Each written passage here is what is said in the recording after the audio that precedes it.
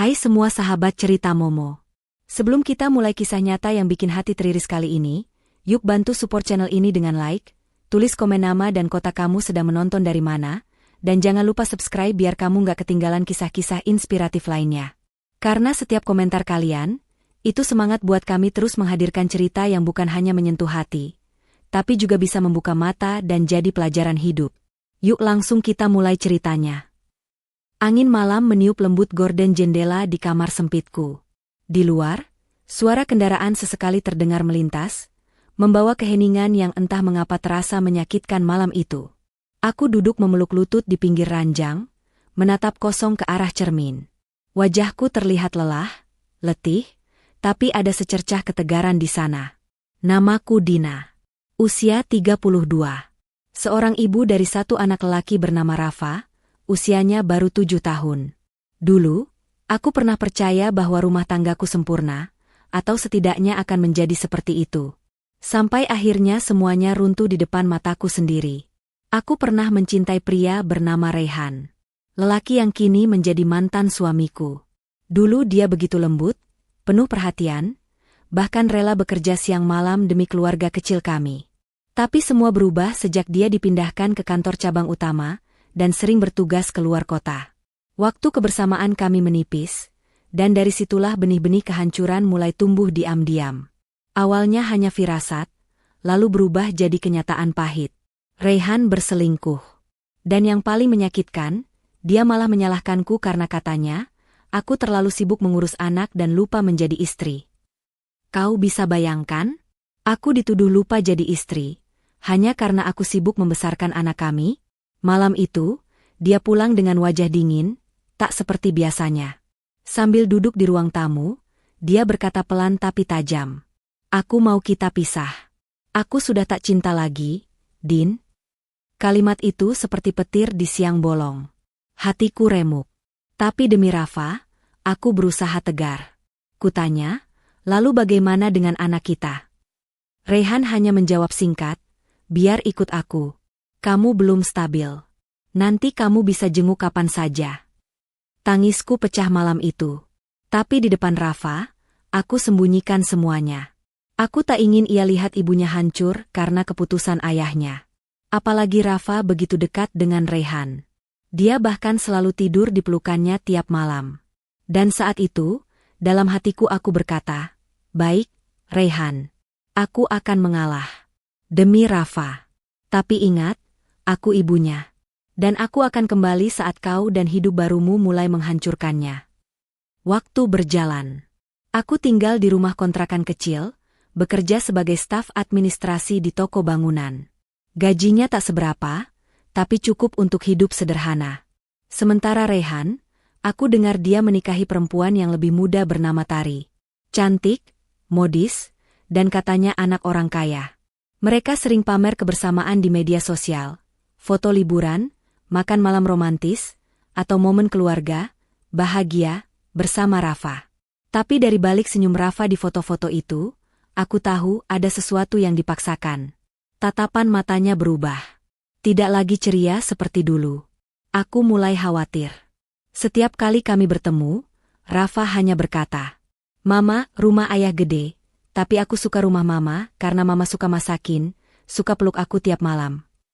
Kata-kata polos itu menghantam hatiku seperti pisau. Hingga suatu hari, Rafa datang untuk menginap seminggu di rumahku selama libur semester. Malam pertama, saat aku menyuapinya makan, dia tiba-tiba berkata sambil menunduk. Ma, Tante Tari marah-marah terus. Aku disuruh ngepel, nyapu, katanya biar aku nggak manja kayak anak kecil. Tapi aku kan masih kecil, Ma. Aku tertegun. Mataku mulai panas. Tapi aku tahan. Tak boleh emosional di depan anakku. Terus, waktu aku salah naruh sepatu, aku dicubit. Sakit banget, sampai biru, tapi ayah cuma diam. Ayah lihat, tapi nggak bilang apa-apa. Aku menutup mulutku agar tidak menangis. Rafa lalu menunjukkan lengannya. Ada bekas memar yang mulai menguning. Di balik bajunya, tubuh kecilnya menyimpan luka yang tak seharusnya ada pada anak seusianya. Malam itu, setelah Rafa tertidur di pelukanku, aku menangis. Tangisku dalam. Sun. Tapi penuh dendam dan janji. Aku biarkan dia pergi dulu waktu itu. Tapi sekarang? Tidak. Tidak akan aku biarkan anakku hidup di bawah kekerasan seperti itu. Keesokan harinya, aku mendatangi rumah Rehan. Rumah mewah di dalam komplek elit. Ketika aku mengetuk pintu, yang membukakan adalah Tari, dengan wajah sinisnya. Oh, kamu. Ngapain kesini? Mau nagih nafkah? Aku menatapnya lurus, penuh amarah yang kupendam. Aku mau bicara baik-baik. Tentang anakku. Aku tahu semua yang kamu lakukan. Dia tertawa miring. Anak itu manja banget. Perlu dididik keras.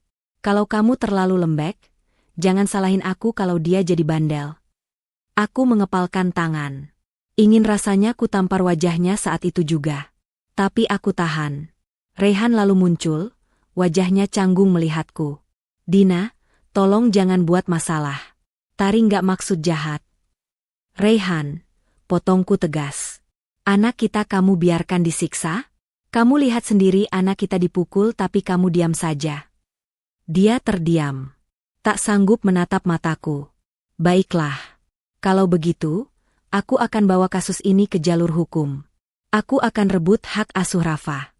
Dan mulai hari ini, jangan pernah anggap aku akan diam saja melihat kalian menyakiti darah dagingku sendiri. Aku pun pergi meninggalkan rumah itu dengan amarah dan tekad yang menyala. Hujan turun pelan di pagi itu. Rintik-rintiknya seperti perasaan di dadaku, dingin, sepi, tapi penuh gejolak. Aku berdiri di depan jendela rumah kontrakanku yang mungil. Di dalam, Rafa masih tertidur pulas dengan boneka beruang kecil yang sudah usang, hadiah dari ulang tahunnya yang kelima, hadiah terakhir dari kami berdua sebelum rumah tangga kami retak.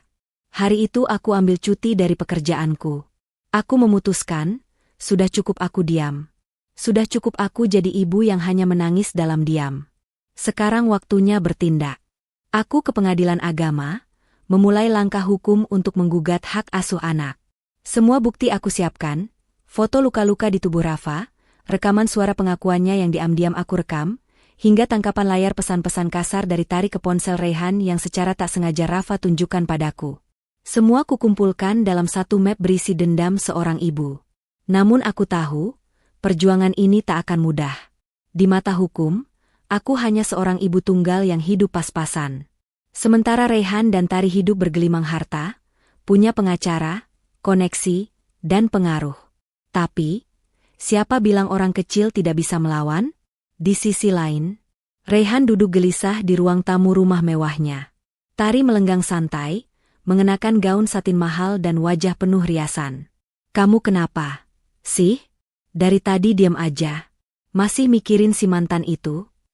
Dina ngajukan gugatan hak asuh Rafa, jawab Rehan lemas. Hah? Dia? Hahaha, bisa apa dia? Tinggal di rumah kontrakan, kerja cuma admin toko bangunan. Mau lawan kita? Ucap Tari dengan tawa mengejek. Rehan menunduk. Di dalam hatinya, ia juga menyimpan sedikit rasa bersalah. Tapi entah kenapa, ia lebih memilih diam selama ini. Mungkin karena gengsi. Mungkin karena takut menghadapi kenyataan bahwa keputusannya meninggalkan Dina adalah kesalahan terbesar. Rafa anak kita, Tari. Aku cuma khawatir. Kalau kamu gak bisa atur itu mantan, biar aku yang urus. Potong Tari tajam. Hari demi hari kulalui dengan campuran emosi. Cemas, takut, tapi juga penuh semangat. Rafa masih bersamaku selama masa mediasi. Setiap malam, aku melihat luka di tubuhnya yang mulai sembuh, tapi trauma di hatinya masih nyata. Mama, kalau aku tinggal di rumah ayah lagi, Tante Tari bakal cubit aku lagi nggak? Aku langsung memeluknya erat. Nggak, sayang. Mama janji, kamu nggak akan kembali ke tempat itu lagi. Hari itu, aku menemui pengacara dari lembaga bantuan hukum gratis. Ia menyarankan agar aku memperkuat bukti. Lalu aku mulai mencari saksi. Tetangga komplek Rehan, mantan art yang pernah kerja di rumah mereka, bahkan guru Rafa di sekolah. Ternyata, semua tahu ada yang tidak beres. Salah satu guru Rafa, Bu Lilis, bahkan menyatakan, Rafa sering datang ke sekolah dengan wajah murung, pernah juga terlihat lebam. Tapi saat ditanya, Dia hanya bilang jatuh. Kami curiga, tapi sulit membuktikan tanpa laporan dari orang tua. Di sela-sela perjuanganku di pengadilan, aku juga mulai mencoba usaha kecil-kecilan. Berawal dari membuat kue kering dan memasarkan lewat WhatsApp grup orang tua sekolah. Awalnya hanya sedikit yang pesan. Tapi dari mulut ke mulut, pesananku mulai ramai. Aku mulai tidur larut malam, bangun pagi-pagi buta untuk mengaduk adonan. Tapi setiap kali melihat Rafa tersenyum dan berkata, "Mama jualan enak banget, aku bantu ya." Semua lelahku sirna. Usahaku makin berkembang. Bahkan ada satu ibu yang ternyata punya koneksi ke supermarket lokal dan menawarkan untuk titip jual. Aku terkejut. Rezeki datang dari arah yang tak terduga. Dan hari itu, aku berdiri di dapur kecil rumahku dengan air mata haru sambil berkata dalam hati, "Tunggu aku, Reyhan. Tunggu, Tari. Hari ini kalian mencemooh aku, meremehkan aku. Tapi sebentar lagi, kalian akan tahu, aku bukan wanita lemah yang kalian tinggalkan dulu." Hari yang kutunggu pun tiba. Ruang sidang penuh ketegangan. Aku mengenakan baju putih sederhana, rambut diikat rapi, dan wajah tanpa riasan tebal. Tapi tatapanku tajam. Reyhan datang bersama pengacaranya dan Tari duduk di belakangnya dengan wajah sinis. Hakim mulai memeriksa berkas. Bukti demi bukti aku paparkan. Lalu tiba saatnya, Rafa maju ke depan, didampingi psikolog anak yang ditugaskan pengadilan. Rafa menangis saat bercerita. Suaranya pelan, tapi cukup jelas. Ia mengaku sering dipukul, disuruh membersihkan rumah sendirian, bahkan dikurung di kamar gelap jika menangis. Tari membantah semua. Reyhan pun mencoba menutupi. "Yang mulia, anak ini terlalu manja karena mantan istri saya memanjakannya sejak kecil." Hakim menatap tajam. Lalu berkata, "Manja bukan alasan untuk menggunakan kekerasan fisik. Apalagi pada anak usia 7 tahun. Suasana mendadak sunyi. Aku menggenggam tangan Rafa. Air matanya jatuh. Aku tahu, meskipun tubuh kecilnya gemetar, tapi hari itu, dia adalah pahlawan kecil yang menyelamatkan dirinya sendiri. Hakim menutup sidang dengan kalimat, "Untuk sementara waktu, hak asuh anak dikembalikan kepada ibu kandungnya, Dina." Sambil menunggu keputusan tetap. Aku menangis. Bukan karena sedih, tapi karena lega. Akhirnya, Rafa kembali ke pelukanku, secara sah. Dan saat aku melangkah keluar ruang sidang, aku melihat Tari menatapku dengan penuh kebencian. Tapi aku hanya tersenyum. "Ini baru permulaan, Tari. Kau belum tahu apa yang bisa dilakukan oleh seorang ibu yang terluka. Hidup memang selalu berputar. Ada masa kita di atas, ada saat kita harus rela di bawah. Tapi yang terpenting adalah, bagaimana kita menghadapi semua itu dengan hati yang kuat dan kepala yang tegak." Dan hari itu, aku berdiri di atas luka-luka yang dulu pernah menjatuhkanku. Setelah keputusan sementara pengadilan memutuskan hak asuh Rafa kembali kepadaku, aku tak membuang waktu. Aku pindah dari rumah kontrakan kecil yang lembab itu. Dengan modal tabungan dan uang hasil jualan kue yang semakin ramai, aku menyewa rumah yang lebih layak di kawasan yang dekat dengan sekolah Rafa. Senyuman anakku, itu tujuan hidupku. "Mama, kamarnya ada jendela besar. Aku suka banget." Aku tersenyum. "Doain ya, sayang. Nanti rumah ini bisa kita beli. Mama kerja keras demi kamu." Sementara itu, di sisi lain kota, suasana rumah Reyhan dan Tari mulai tidak tenang. Sejak keputusan hakim itu keluar, semua tetangga dan keluarga mulai bergosip. Bagaimana mungkin anak kandung mereka ditarik kembali oleh mantan istri karena tuduhan kekerasan? Citra sempurna Tari sebagai istri muda idaman hancur. "Sayang, kamu lihat chat di grup komplek? Mereka bilang kita penyiksa anak." Reyhan menghela napas. "Makanya dulu aku bilang jangan terlalu keras ke Rafa." "Oh, jadi ini salahku? Kamu dulu yang bilang anakmu manja. Sekarang semua nyalahin aku?" bentak Tari. Pertengkaran mereka mulai sering terdengar dari luar. Rumah yang dulu terlihat harmonis, kini seperti bom waktu yang siap meledak kapan saja.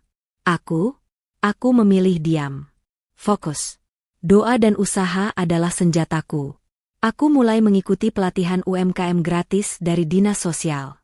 Belajar cara mengemas produk, strategi pemasaran digital, sampai urusan legalitas usaha. Kue buatanku kini punya label dan merek sendiri, Rafa Chokies.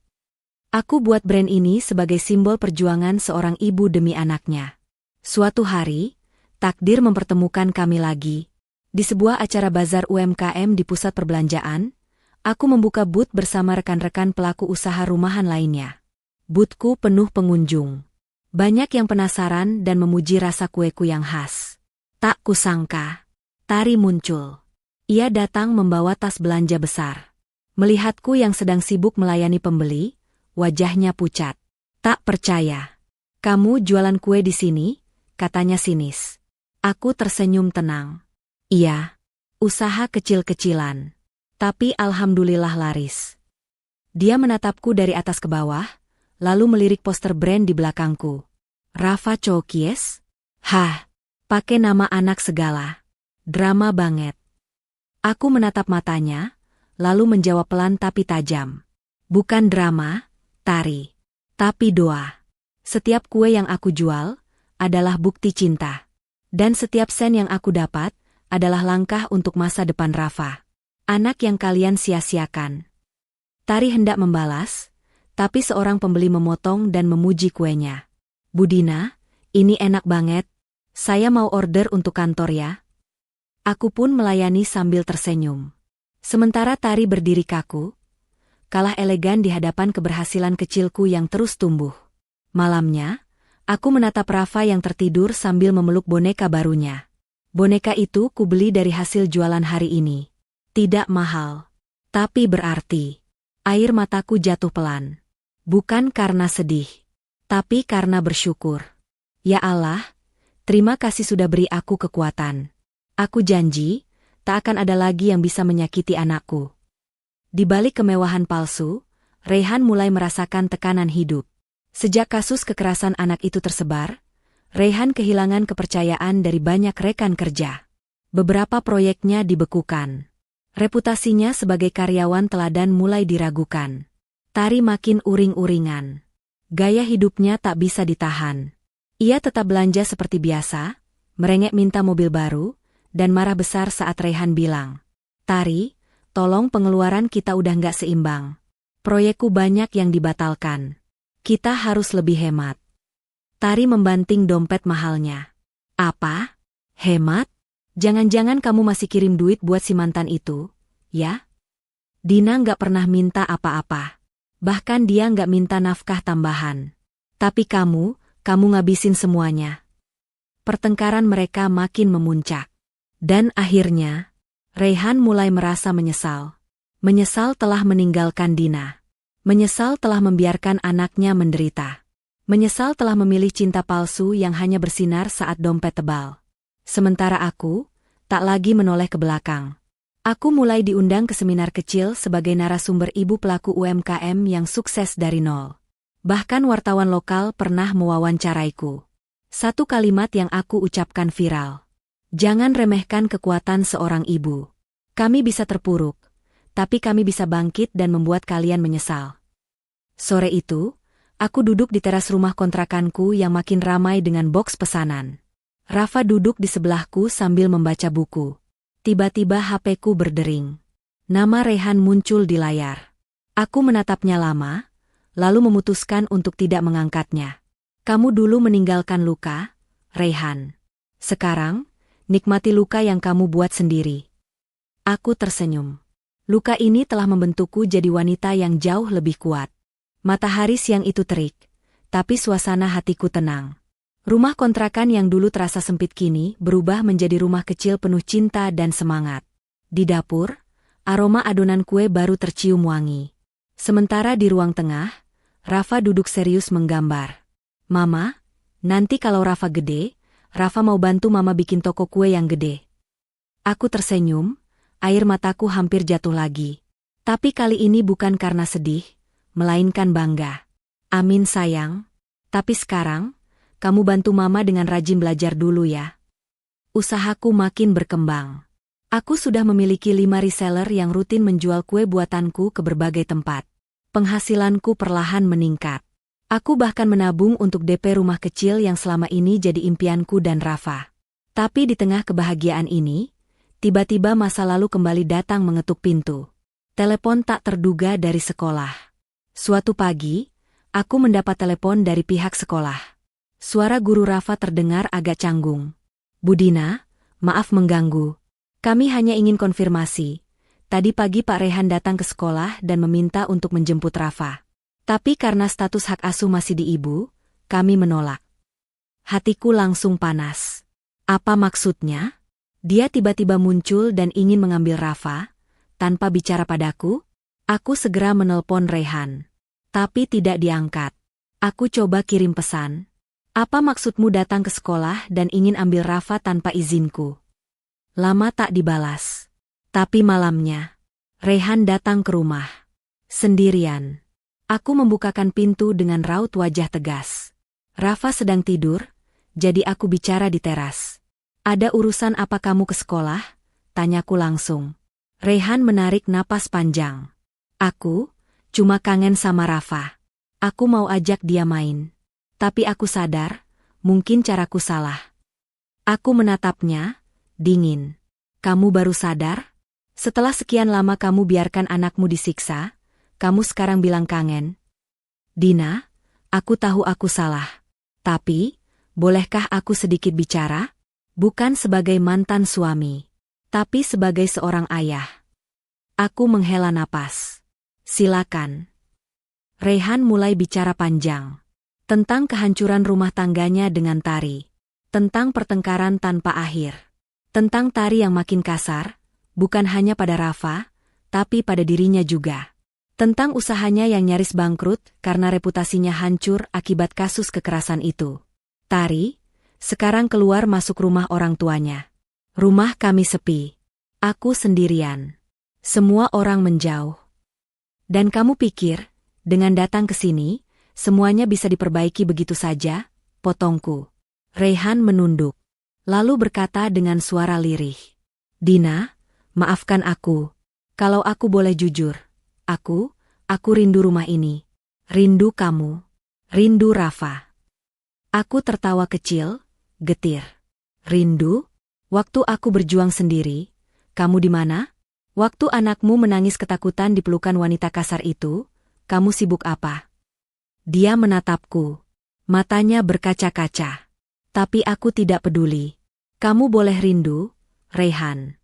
Tapi maaf, pintu ini sudah tertutup rapat untukmu. Yang kamu tinggalkan, kini jadi lebih kuat tanpa kamu. Rehan hanya diam. Lalu ia pamit. Langkahnya lunglai.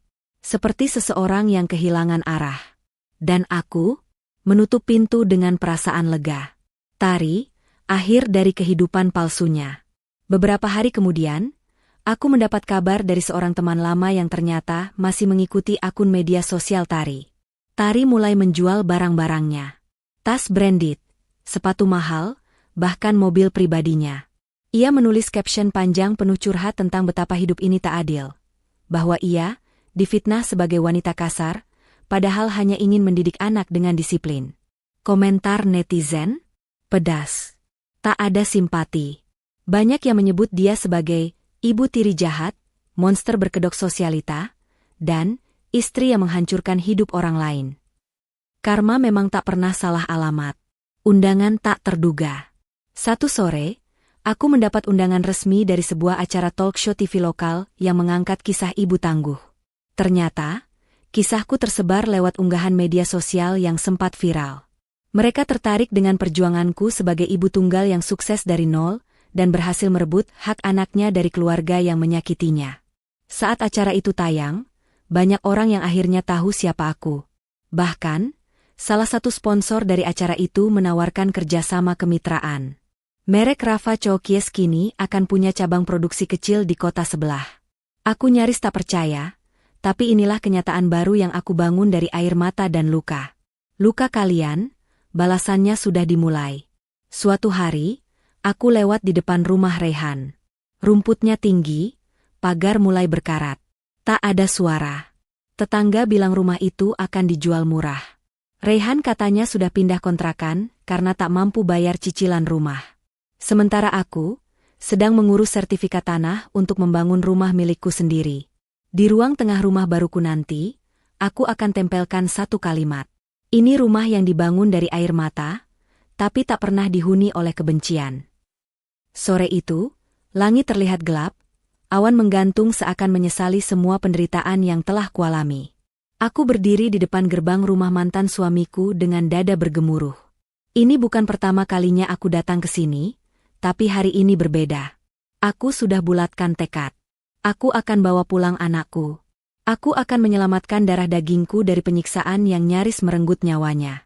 Tanganku menggenggam erat map hasil visum yang baru saja keluar.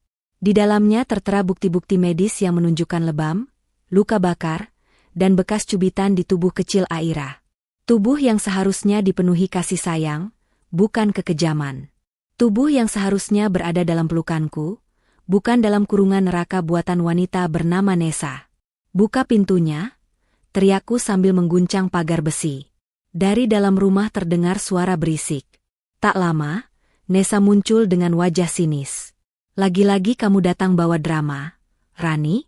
Apa kurang puas bikin keributan di sekolah kemarin? Aku tak peduli lagi dengan cemoohan Nessa.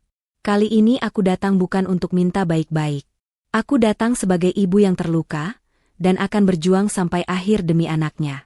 Aku mau Aira. Sekarang, seruku, nyaris berteriak. Nessa terkekeh. Aira lagi tidur. Lagian dia anaknya Aldo, bukan anakmu sendirian. Mau sok jadi ibu penyayang setelah sekian lama ninggalin dia? Bruk. Tanpa pikir panjang, aku dorong pintu pagar dan masuk ke halaman rumah. Tubuhku gemetar, tapi bukan karena takut. Karena marah. Karena terlalu lama membendung luka yang disiram bensin oleh kata-kata kejam mereka. Aldo muncul dari dalam rumah dengan wajah terkejut. Rani, apa-apaan kamu? Aku mau anakku sekarang juga.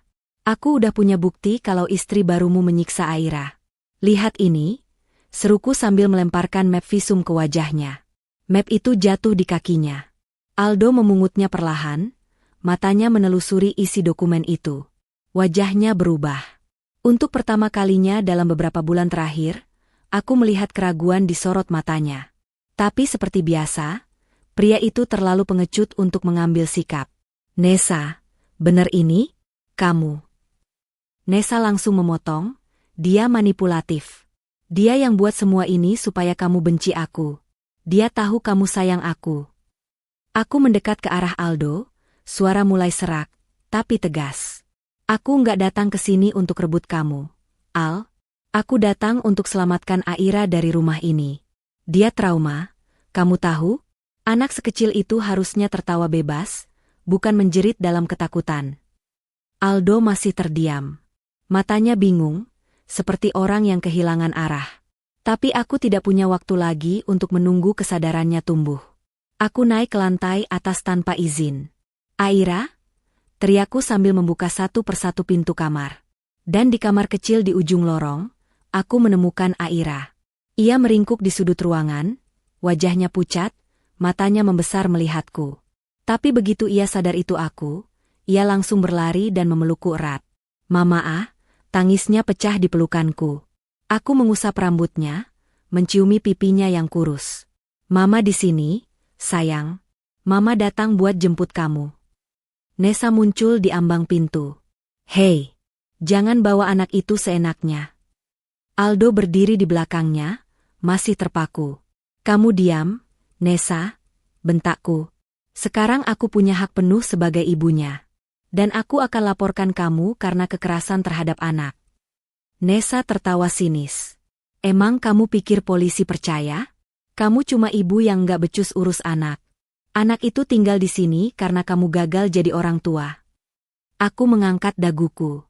Lebih baik gagal tapi berusaha, daripada jadi wanita kejam yang menyiksa anak yang bahkan bukan darah dagingnya. Tanpa mengucapkan sepatah kata lagi, aku gendong Aira dan keluar dari kamar itu. Melewati Aldo yang hanya bisa diam seperti patung bisu, lalu keluar dari rumah yang tak pantas disebut tempat tinggal. Di depan rumah, mobilku sudah menunggu.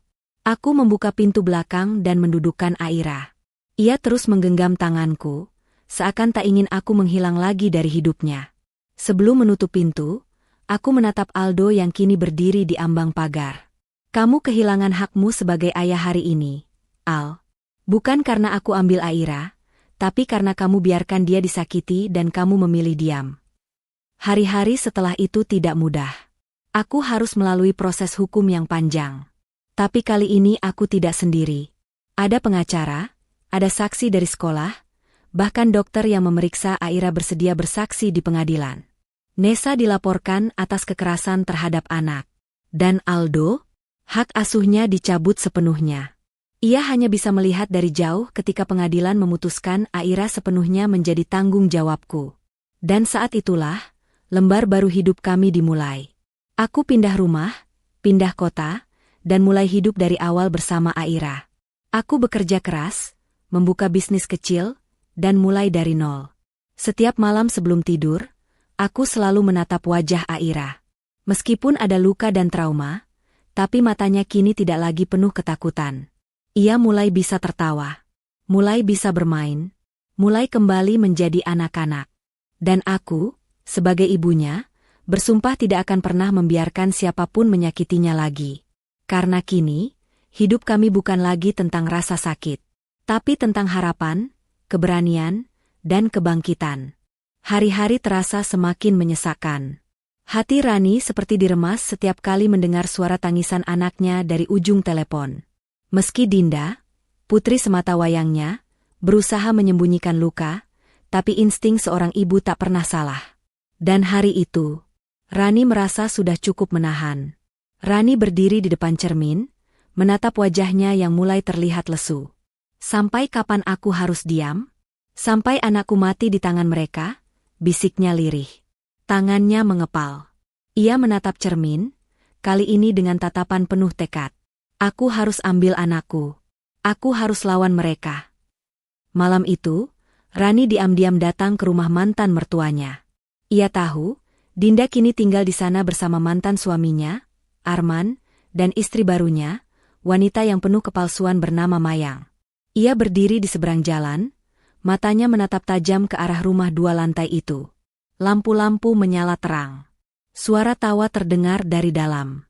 Tapi di tengah semua cahaya itu, Rani tahu, ada satu cahaya yang sedang meredup. Cahaya anaknya. Ia mengintip dari sela pagar. Tak lama, bayangan seorang anak kecil muncul di jendela lantai atas. Wajahnya pucat. Mata sembab. Itu Dinda. Anakku, gumam Rani, menahan tangis. Tapi kemudian ia melihat sesuatu yang membuat darahnya mendidih. Mayang masuk ke kamar Dinda dengan membawa hanger plastik. Dari gerak tubuhnya, tampak jelas bahwa wanita itu sedang marah-marah. Tak butuh waktu lama, suara jeritan kecil terdengar. "Mak!" teriak Dinda histeris. Rani tak tahan lagi, ia langsung lari ke pagar dan mengguncangnya keras-keras. "Hei! Buka pintunya! Kalian gila? Kalian mau bunuh anakku?" Suara teriakannya membuat para tetangga keluar. Tak lama, Arman membuka pintu rumah dengan wajah terkejut, lalu segera berubah jadi marah. "Rani, kamu ngapain kesini malam-malam? Bikin ribut aja." "Aku mau ambil anakku," bentak Rani sambil menerobos masuk. Mayang yang masih di tangga langsung turun dengan nada mengejek. "Heh? Kamu pikir kamu siapa? Ini rumah saya, anak itu sekarang tinggal sama saya." "Dia anakku. Kamu itu siapa? Punya hati nggak? Nggak cukup kamu ambil suamiku. Kamu sekarang siksa anakku?" Suasana semakin tegang. Dinda yang mendengar teriakan ibunya langsung turun dengan langkah gemetar, wajahnya dipenuhi memar. "Bu, Ibu," gumam Dinda pelan, lalu menangis keras dan berlari memeluk Rani. Melihat memar di wajah anaknya, Rani langsung terduduk. Ia tak kuat. Tapi amarahnya justru semakin membara. "Kalian semua akan aku laporkan. Aku pasti ambil hak asuh anakku." Mayang tertawa sinis, "Silakan saja. Tapi siapa yang percaya sama kamu? Kamu cuma penjual kue. Sedangkan aku istri sah Arman, dan kami punya pengacara." Rani berdiri tegak, menatap mereka satu persatu. "Jangan meremehkan seorang ibu yang disakiti. Aku mungkin penjual kue, tapi aku punya hati, dan aku punya kebenaran. Ia menggandeng tangan Dinda dan pergi, tak mempedulikan teriakan Arman dan Mayang di belakang. Malam itu, hujan turun. Tapi Rani dan Dinda berjalan di bawah derasnya air langit, dengan tangan saling menggenggam erat. Mulai malam ini, Nak, Ibu janji, gak akan ada lagi orang yang menyakitimu. Keesokan harinya, Rani langsung mendatangi lembaga bantuan hukum, dengan membawa bukti-bukti yang ia kumpulkan selama ini. Rekaman suara Dinda yang menangis, foto memar di wajah anaknya, hingga catatan dokter tentang trauma psikologis yang diderita putrinya. Bu Rani, ini bisa jadi bukti kuat untuk merebut hak asuh anak, kata pengacara dari lebih tersebut. Rani mengangguk. Saya akan melawan. Saya sudah terlalu lama diam. Sementara itu di rumah Arman, suasana menjadi tegang. Gimana kalau dia beneran laporin kita? Tanya Arman panik. Mayang yang biasanya penuh percaya diri, kini mulai gusar. Mana aku tahu? Harusnya kamu yang atur. Bukannya malah diam aja waktu dia bawa pergi anaknya. Aku takut, Mei. Kalau sampai semua ini viral, kita bisa dipenjara. Mayang memukul meja. Aku nggak mau masuk penjara. Tapi mereka tidak tahu bahwa Rani sudah menyusun langkah berikutnya. Tak hanya hukum, Rani mulai memanfaatkan kekuatan media sosial. Ia unggah kisahnya. Ia ceritakan bagaimana perjuangannya sebagai ibu tunggal, bagaimana ia bertahan hidup menjual kue keliling, dan bagaimana anaknya disiksa oleh ibu tiri sementara sang ayah diam saja. Postingan itu viral. Komentar pun membanjiri. Kuat ya Bu Rani, kami semua dukung. Gila. Ibu tiri macam apa itu? Polisi harus turun tangan. Anaknya cantik banget. Pasti trauma banget disiksa begitu. Nama Rani mendadak jadi sorotan. Banyak media mengangkat kisahnya. Bahkan salah satu stasiun TV mengundangnya untuk wawancara. Dan dari sana, keajaiban mulai datang. Seorang pengusaha besar yang juga seorang ibu tunggal, merasa tersentuh dengan kisah Rani. Ia menawarkan bantuan hukum dan bahkan modal usaha. Kamu wanita kuat, Bu Rani. Jangan pernah takut. Hukum akan berpihak pada kebenaran. Air mata Rani jatuh. Dalam hati, ia berbisik, Dinda, tunggu sebentar lagi. Hidup kita akan berubah. Namun, kabar itu pun sampai ke telinga Mayang dan Arman. Kita harus lakukan sesuatu, jerit Mayang histeris. Arman yang biasanya lembek pun mulai panik. Kamu tenang dulu, kita bisa suap, atau cari jalan buat jatuhin dia lagi. Mayang tersenyum licik. Kalau dia bisa main kotor, kita bisa lebih kotor. Dan dari sanalah permainan licik Mayang dimulai. Rani harus siap. Sebab ini belum berakhir. Tapi satu hal pasti. Ia tidak akan pernah membiarkan siapapun menyakiti anaknya lagi. Hari itu, hujan turun dengan deras. Petir sesekali menyambar langit yang kelabu. Di sebuah rumah kontrakan sederhana, aku sedang mengusap rambut Aurel yang mulai tumbuh ikal. Dia tidur dengan wajah damai, meski tubuhnya masih meninggalkan bekas luka dan trauma yang begitu dalam. Aku duduk di sisi tempat tidurnya, memandangi wajah mungil itu dengan mata berkaca-kaca. Dalam hati, aku bersumpah, tidak akan ada lagi orang yang bisa menyakiti anakku. Aku akan berdiri, bahkan kalau perlu merangkak dari bawah, demi masa depan kami berdua. Tiba-tiba ponselku berdering. Sebuah nomor yang tidak kukenal. Awalnya aku ragu untuk mengangkatnya, tapi entah mengapa hatiku seperti digerakkan untuk menjawab. Halo, sapaku pelan. Apakah ini dengan Bu Naila? Suara seorang perempuan terdengar ramah. Iya, saya sendiri. Maaf, ini dengan siapa ya? Saya Nia, dari Yayasan Cita Anak Bangsa. Kami mendapat laporan tentang ibu dan anak ibu yang mengalami kekerasan, dan kami sangat prihatin. Apakah ibu berkenan datang ke kantor kami besok untuk bertemu langsung? Aku sempat terdiam. Ya Allah, ini seperti jawaban dari semua doa dan air mataku. Aku mengangguk, meskipun mereka tak bisa melihatku. Iya, saya bersedia.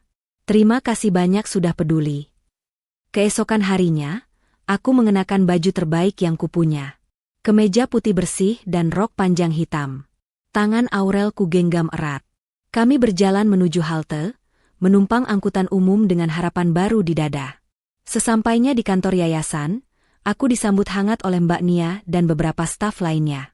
Mereka memperlakukanku dan Aurel seperti keluarga sendiri. Aku menceritakan semua yang terjadi, tanpa menyisakan satu pun detail.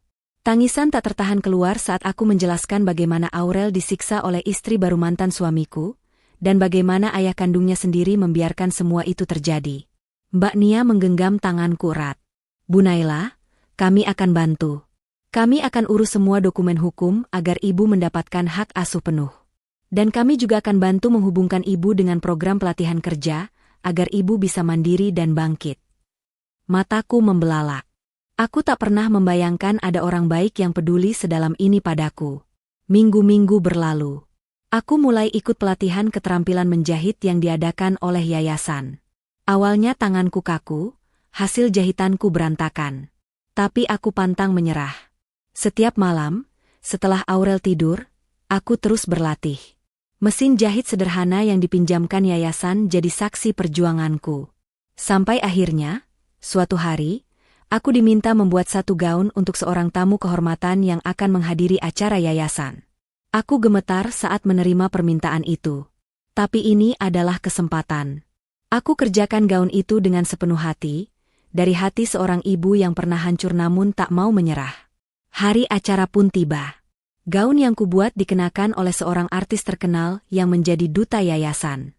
Semua mata terpana melihatnya. Mbak Nia datang padaku dengan senyum lebar. "Bu Naila, banyak yang menanyakan siapa pembuat gaun ini. Mereka kagum dengan desainnya yang sederhana tapi elegan. Ibu berbakat." Aku hanya bisa menahan air mata. Ini awal dari sesuatu yang besar. 2 bulan setelah itu, hidupku mulai berubah perlahan. Aku membuka jasa jahit kecil-kecilan dari rumah kontrakan. Awalnya hanya tetangga yang menjadi pelanggan. Tapi lama-lama, berkat testimoni dan bantuannya Mbak Nia, namaku mulai dikenal. Aku pun mengunggah desain dan hasil jahitanku di media sosial. Tak kusangka, beberapa influencer lokal mulai memesan.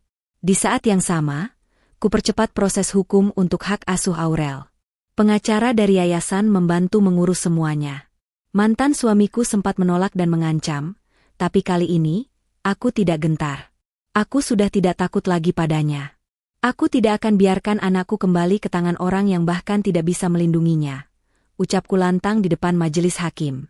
Dan Tuhan adil. Di persidangan yang berlangsung tegang itu, akhirnya aku memenangkan hak asuh penuh atas Aurel. Hakim bahkan memutuskan bahwa mantan suamiku dan istrinya dilarang mendekati Aurel tanpa izin. Malam itu, setelah sidang, aku dan Aurel berpelukan di atas sajadah. "Bu, sekarang kita bisa bahagia ya?" tanya Aurel dengan suara kecilnya. Aku mengangguk. "Iya, Nak. Sekarang kita bebas. Kita akan mulai hidup baru. Dan kamu gak akan disakiti siapapun lagi." Tapi aku belum selesai. Luka anakku terlalu dalam. Dan mereka yang menyakitinya harus tahu rasanya kehilangan. Beberapa hari kemudian, aku mendapatkan informasi bahwa istri baru mantan suamiku sedang membuka butik kecil. Dengan modal dari harta suamiku yang masih tersisa. Aku hanya tersenyum. Dunia ini kecil, dan aku punya rencana. Aku mulai mempromosikan jasaku secara gencar. Menawarkan desain yang lebih kekinian, lebih terjangkau, dan lebih berkualitas. Perlahan, pelangganku yang dulu pernah membeli dari butik istri mantan suamiku, pindah ke tempatku. Tak butuh waktu lama, butik itu mulai sepi. Banyak yang kecewa dengan pelayanan dan kualitasnya. Bahkan beberapa testimoni negatif bermunculan di media sosial. Sementara aku, sudah mulai buka cabang kecil di pusat perbelanjaan lokal. Dalam diam, aku membalas. Bukan dengan kata-kata kasar, bukan dengan caci maki, tapi dengan karya dan bukti. Sudah hampir 2 minggu sejak aku membawa Raka kembali ke pelukanku. Luka di tangannya sudah mengering, dan hatinya mulai membaik. Namun trauma dalam pikirannya masih belum sepenuhnya sembuh. Ia sering terbangun tengah malam karena mimpi buruk, menyebut-nyebut nama Ayu sambil menangis ketakutan. Aku hanya bisa memeluknya erat, mencoba menjadi perisai untuk anakku yang malang. Di sisi lain, hidup mantan suamiku, Dimas, dan istrinya Ayu mulai berubah. Bukan ke arah lebih baik, melainkan semakin kacau. Sejak surat gugatan resmi dariku masuk dan terbukti bahwa mereka melakukan penelantaran dan kekerasan terhadap anak, reputasi mereka langsung hancur, terutama di lingkungan kompleks tempat mereka tinggal. Rumah yang dulu tampak megah dan dihias berlebihan dengan barang-barang branded kini tampak kusam. Tak ada lagi mobil mewah terparkir di garasi. Semua sudah dijual satu persatu untuk membayar denda hukum dan biaya perawatan Raka yang kutuntut sebagai tanggung jawab moral mereka. Ayu, wanita yang dulu merasa menang karena merebut Dimas dariku, kini harus merasakan hidup sebagai ibu rumah tangga yang diabaikan, ditinggalkan, dan ditatap sinis oleh tetangga. Bahkan beberapa ibu-ibu sekitar mulai terang-terangan tak menyapanya. Itu yang suka nyiksa anak orang, ya? Kacian ya sekarang. Hukum karma cepet ya, Bu, bisik-bisik para ibu komplek di taman sambil tertawa sinis ketika Ayu lewat. Dimas? Dia tidak lebih baik. Setelah dikeluarkan dari pekerjaannya karena skandal rumah tangganya viral di media sosial, yang dengan sengaja kubocorkan lewat akun anonim, kini dia harus melamar pekerjaan ke sana-sini. Namun siapa yang mau menerima pria yang dituduh membiarkan anaknya disiksa? Semua orang sudah tahu aibnya. Dunia ini kecil, dan karma selalu menemukan jalannya. Pagi itu aku duduk di kafe kecil langgananku. Di hadapanku duduk seorang pria paruh baya berkacamata. Dia adalah pengacara pribadiku, Pak Guntur. Bu Nara, langkah terakhir sudah siap. Kami akan ajukan penarikan hak waris dan pembekuan aset bersama selama pernikahan Ibu dan Pak Dimas dulu. Karena rumah itu dibeli saat masih menikah, maka secara hukum Ibu masih berhak atasnya. Apalagi beliau sekarang dalam kondisi gagal menafkahi anak. Aku tersenyum. Lakukan saja, Pak. Saya hanya ingin mereka tahu, kalau yang mereka sakiti bukanlah wanita lemah. Saya hanya diam karena menghargai pernikahan, bukan karena tak berdaya. Pak Guntur mengangguk mantap. Baik, Bu. Kami akan urus secepatnya. Sambil menyeruput kopi, aku melihat keluar jendela. Di seberang jalan, tampak Ayu turun dari angkot, menggendong tas belanja. Wajahnya kusut, rambutnya berantakan. Dia bahkan tampak memaki supir angkot, karena tak punya uang kembalian. Astaga, jauh sekali perubahan dari wanita yang dulu memamerkan tas branded dan make up tebal di media sosial. Aku bangkit dari dudukku dan mendekat ke jendela. Dia menoleh dan mata kami bertemu. Sekilas aku melihat rasa malu dan ketakutan di matanya. Aku hanya tersenyum simpul dan membalas dengan anggukan kecil. Tidak ada kata. Tidak perlu. Karena ekspresi wajahku sudah cukup mengatakan. Sekarang kamu tahu rasanya dihina, direndahkan, dan ditinggalkan. Malamnya, aku berbincang dengan Raka sebelum tidur. Ia sudah mulai ceria, bahkan sempat bercanda soal ingin punya kucing. Raka mau kucing. Dong. Tapi bukan yang galak kayak Tante Ayu ya. Hihi, ucapnya polos. Aku tertawa pelan sambil mengelus rambutnya. Nanti kita cari kucing yang baik, yang sayang sama Raka. Kalau udah ada kucing, Raka janji nggak mimpi buruk lagi. Soalnya kucing bisa jaga Raka, kan, Aku mengangguk sambil memeluk tubuh mungilnya. Mama yang akan jaga Raka, sayang. Selalu. Esok harinya, pengacara mengabariku bahwa proses hukum memasuki tahap akhir. Rumah Dimas akan disita karena gagal membayar kewajiban. Dan berdasarkan kesepakatan pengadilan, aku punya hak untuk mengeksekusi properti tersebut karena masih dalam akta waris dan kepemilikan bersama. Aku pergi ke rumah itu bersama petugas dan pengacara. Saat sampai, suasana rumah sepi. Ayu membuka pintu dengan mata sembab. Bu, Nara. Suaranya gemetar. Kamu nggak bisa lakuin ini rumahku sekarang. Aku menunjukkan surat keputusan pengadilan. Sayangnya, kamu hanya menempati rumah yang bukan milikmu. Dan sekarang, pemilik aslinya mengambil kembali apa yang seharusnya jadi haknya. Dimas keluar dengan tampang lusuh, mengenakan kaos kumal. Nara, tolong. Jangan seperti ini. Kita pernah saling mencintai. Aku tertawa kecil. Dan kamu pernah bilang akan jaga anak kita sepenuh hati. Tapi apa yang kamu lakukan? Membiarkan dia disiksa oleh wanita yang bahkan bukan ibunya. Ayu mulai menangis. Kami nggak punya tempat tinggal lagi. Aku mendekat, menatapnya dengan tajam. Sayang ya, karma itu nggak bisa ditunda. Kalian menyiksa anakku, dan sekarang kalian akan rasakan rasanya kehilangan semuanya. Aku tidak balas dengan kekerasan, tapi dengan keadilan yang kalian sendiri lupakan. Aku tak perlu lagi berkata banyak. Mereka dipersilakan meninggalkan rumah oleh petugas. Beberapa barang milik mereka diangkut keluar. Mereka pergi dengan koper usang dan wajah tertunduk. Aku hanya berdiri diam di depan pintu, memeluk dokumen kemenangan. Hari itu, aku menang. Bukan hanya di mata hukum, tapi juga sebagai ibu. Hujan turun deras malam itu. Angin menggoyangkan jendela apartemen mewah yang kutinggali bersama Raihan, anakku. Dalam pelukanku, ia tertidur lelap setelah meminum susu hangat yang kubuatkan. Luka-luka di tubuhnya mulai mengering, tapi trauma di matanya belum juga hilang. Aku menatap wajah kecil itu dengan haru. Luka di tubuhnya mungkin bisa sembuh, tapi luka di hatinya, entah berapa lama akan pulih. Aku mengusap rambutnya pelan sambil berbisik. Mama janji, nak, orang-orang yang menyakitimu akan mendapatkan balasannya. Dan balasan itu sudah semakin dekat. Beberapa hari sebelumnya, aku diam-diam menghubungi pengacara kondang yang juga sahabat dari partner bisnis baruku. Namanya Ibu Retna, wanita cerdas dan berpengalaman dalam menangani kasus hak asuh dan kekerasan rumah tangga. Begitu aku menceritakan semua yang dialami Raihan, ekspresi wajahnya langsung serius. Kamu harus rekam semua bukti, Dinda. Video, foto, dan rekam jejak percakapan. Kita bisa jadikan semua itu alat untuk menyeret mereka ke jalur hukum. Aku mengangguk tegas. Dengan bantuan pengacara, aku mulai menyusun langkah hukum. Retna pun mengatur pertemuan darurat dengan Dinas Perlindungan Anak dan KPAI. Video pengakuan Raihan, yang sempat kurekam diam-diam, menjadi senjata terkuat kami. Papa bilang jangan cerita ke Mama.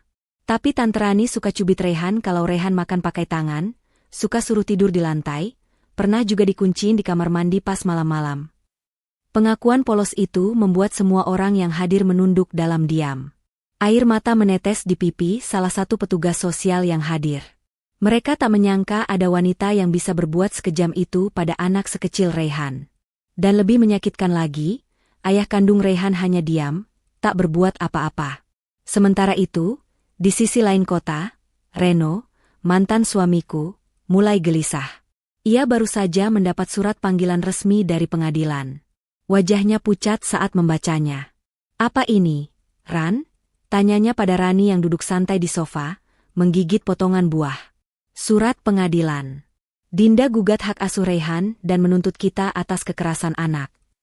Rani langsung berdiri. Apa? Dia gila? Mana buktinya? Bentaknya panik. Reno menghela napas. Dia punya semuanya. Video, rekaman, bahkan surat dokter. Kita dalam masalah besar. Aku nggak mau dipenjara, Reno. Aku nggak bisa hidup miskin. Kalimat itu membuat Reno terdiam. Ia mulai menyadari satu hal, di balik wajah cantik istrinya yang sekarang, ada sisi gelap yang tak pernah ia lihat sebelumnya. Ia mulai menyesal, tapi semuanya sudah terlambat. Hari sidang pun tiba. Aku datang mengenakan setelan abu-abu formal. Wajahku tegas, tak sedikit pun gentar. Raihan kutitipkan ke adikku di rumah, ditemani psikolog anak yang sudah menangani traumanya. Di ruang sidang, pengacara kami membeberkan semua bukti. Video, foto luka Raihan, dan bahkan hasil psikis dari ahli. Reno hanya menunduk lesu. Rani beberapa kali tampak kesal dan ingin membantah, tapi pengacara mereka hanya bisa menggeleng lemah. Yang mulia, ucap pengacaraku tegas, bukti sangat jelas bahwa anak klien kami disiksa secara emosional dan fisik. Kami mohon keadilan ditegakkan. Hakim pun mengangguk. Suasana ruang sidang menjadi hening. Suara palu diketukkan keras. Pengadilan memutuskan hak asuh penuh diberikan kepada ibu kandung, saudari Dinda. Pengadilan juga menyarankan penyelidikan lanjutan terhadap dugaan kekerasan anak oleh Rani. Aku memejamkan mata dan menunduk pelan. Tangisku pecah, tapi kali ini, bukan karena sakit, tapi karena kemenangan. Beberapa minggu kemudian, rumah yang dulu kutinggali bersama Reno dan Raihan resmi kualihkan namanya menjadi milikku sepenuhnya. Semua harta yang dulu kubiayai, dari mobil, properti, bahkan tabungan, sudah lama kupisahkan. Aku tahu Reno akan coba menuntut bagian, tapi aku sudah lebih dulu mengantisipasi semuanya. Kini Reno dan Rani tinggal di sebuah rumah kontrakan kecil di pinggiran kota. Mobil mewah yang dulu mereka banggakan ditarik leasing. Kehidupan mewah mereka runtuh, satu demi satu. Rani tak tahan hidup susah. Ia mulai bertengkar hebat dengan Reno hampir setiap hari. Kita hidup begini karena kamu bodoh. Kenapa kamu dulu pilih aku? Kenapa kamu gak pikirin masa depan? Teriak Rani suatu malam. Reno hanya terdiam. Ia menatap dinding kosong kamar, menyesali keputusannya meninggalkan wanita yang dulu setia membangun semuanya dari nol bersamanya. Aku berdiri di balkon apartemen malam itu, menatap lampu-lampu kota. Reyhan berdiri di sampingku, menggenggam tanganku erat. "Mama," katanya pelan. "Kenapa dulu papa tinggalin mama?" Aku menunduk, tersenyum tipis. Karena papa belum dewasa. Tapi sekarang, mama dan Reyhan sudah punya kehidupan yang lebih baik. Kita tidak butuh mereka lagi, kan? Reyhan mengangguk, lalu memeluk pinggangku. Reyhan cuma butuh mama. Aku tersenyum. Kemenangan sejati bukan hanya soal membalas dendam, tapi memastikan anakku tumbuh bahagia, tanpa rasa takut. Dan aku berhasil. Tak pernah terbayangkan olehku, bahwa titik akhir dari perjalanan luka ini justru menjadi awal dari kedamaian yang selama ini kudambakan. Setelah semua yang kulalui, pengkhianatan, kekerasan, kehilangan, dan rasa tidak berdaya, akhirnya aku berdiri di puncak pembalasan yang paling elegan. Raisa duduk di bangku taman kecil di depan rumah barunya yang asri. Rumah itu jauh dari kemewahan, namun penuh dengan kebahagiaan. Tangannya menggenggam erat tangan Revan, putranya yang kini semakin ceria dan tumbuh menjadi anak yang luar biasa kuat. Hari itu adalah hari pertama Revan sekolah di tempat barunya. Sekolah internasional yang ia masukkan berkat beasiswa khusus dari Yayasan Pendidikan milik Raisa sendiri. Yayasan yang ia dirikan dari hasil kerja keras bertahun-tahun sebagai penulis dan pembicara motivasi perempuan. Raisa tersenyum kecil, menatap ke langit. Dalam hati ia berucap, "Terima kasih, Tuhan. Aku tak gila balas dendam dengan menyakiti mereka seperti mereka menyakitiku. Tapi kau beri aku kekuatan untuk membuat mereka merasa kehilangan, karena mereka telah menyia-nyiakan emas hanya demi pasir yang tak bernilai." Aldi dan Dita duduk murung di ruang tamu kontrakan sempit di pinggiran kota. Tagihan listrik menumpuk, dan suara tangisan bayi Dita yang baru lahir hanya menambah tekanan mental mereka. Aldi sudah tidak memiliki pekerjaan tetap setelah dikeluarkan dari perusahaan milik saudara Raisa. Nama baiknya hancur sejak semua bukti KDRT, kelalaian sebagai ayah, dan kekerasan rumah tangga tersebar luas. Tidak ada yang mau memperkerjakan pria yang membiarkan anaknya disiksa oleh istri baru. Dita juga tidak bisa kembali bekerja di salon karena reputasinya buruk. Ia dijauhi oleh tetangga, teman, bahkan keluarganya sendiri. Mereka semua malu melihat bagaimana ia memperlakukan anak yang bukan darah dagingnya dengan cara keji dan tidak manusiawi. "Kita harus bagaimana, Di? Semua orang membenci kita," gumam Dita lemas. "Aku gak tahu. Aku udah hubungi teman-teman, gak ada yang mau bantu. Bahkan orang tuaku sendiri nolak waktu aku mau numpang." Tiba-tiba suara ketukan pintu membuat mereka tersentak. Saat dibuka, ternyata petugas dari Lembaga Perlindungan Anak berdiri di depan dengan membawa surat laporan baru. Mereka mengatakan akan terus memantau kondisi anak yang baru saja dilahirkan Dita, karena masa lalunya yang kejam terhadap Revan. Mata Aldi dan Dita membesar. "Kami akan turun tangan bila ditemukan adanya kekerasan lagi. Bila terbukti, anak kalian akan kami ambil alih hak asuhnya," ujar petugas tegas. Pintu ditutup. Aldi menunduk. Dita menangis. Mereka akhirnya merasakan sendiri apa itu takut kehilangan dan tak dihargai oleh siapapun. Apa yang dulu mereka lakukan pada Raisa dan Revan, kini berbalik menghantam mereka. Malam itu, Raisa duduk di meja kerjanya, menulis buku keempatnya. Judulnya, Luka yang Tak Terlihat, Kekuatan yang Tak Terduga. Dalam bukunya, Raisa menceritakan bagaimana seorang ibu tunggal bisa bangkit dari keterpurukan, membesarkan anak dalam trauma, dan berdamai dengan masa lalu tanpa harus membalas dendam dengan cara yang sama kejamnya. Revan menghampiri Raisa, membawa secari kertas. "Mama, aku dapat nilai tertinggi di kelas," serunya ceria. Raisa langsung memeluk Revan erat. "Kamu anak hebat, Nak. Mama bangga sekali padamu." Mereka berdua tertawa dalam pelukan hangat. Epilog. Hidup bukan tentang siapa yang bisa membalas lebih cepat, tapi tentang siapa yang bisa bangkit lebih kuat. Raisa membuktikan bahwa air mata bukan tanda kelemahan, tapi bahan bakar untuk bangkit. Bahwa diam bukan berarti kalah, tapi strategi untuk kemenangan yang berkelas. Dan bahwa cinta ibu adalah senjata paling mematikan ketika seseorang mencoba menyakiti darah dagingnya. Kalau kamu merasa cerita ini menyentuh, jangan lupa like dan subscribe ya. Tulis di kolom komentar, dari kota mana kamu nonton video ini, dan kalau kamu pernah mengalami kejadian serupa, ceritakan juga ya, supaya kita bisa saling menguatkan. Karena di dunia ini, tidak ada perempuan yang lemah. Yang ada hanya perempuan yang belum menyadari betapa kuat dirinya. Sampai jumpa di cerita inspiratif berikutnya dari cerita Momo. Begitulah kisahku. Dulu aku pernah dihina, diremehkan, bahkan anakku diperlakukan dengan kejam oleh wanita yang bahkan tak layak disebut ibu. Tapi aku memilih untuk tidak tinggal diam. Aku berdiri, berjuang, dan membuktikan bahwa kekuatan seorang ibu yang tersakiti bisa mengguncang dunia. Sekarang, aku tidak lagi menangis karena luka lama. Aku bahagia, bukan karena balas dendamku berhasil, tapi karena aku dan anakku bisa hidup tenang, bahagia, dan terhormat, tanpa mereka yang pernah menyakiti kami.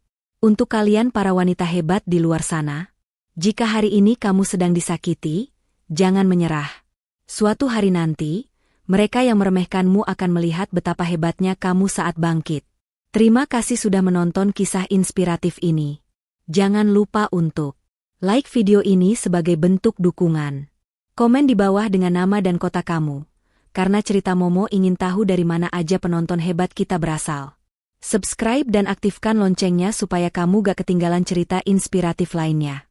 Sampai jumpa di kisah inspiratif berikutnya, hanya di Cerita Momo, karena setiap wanita punya kekuatan untuk bangkit.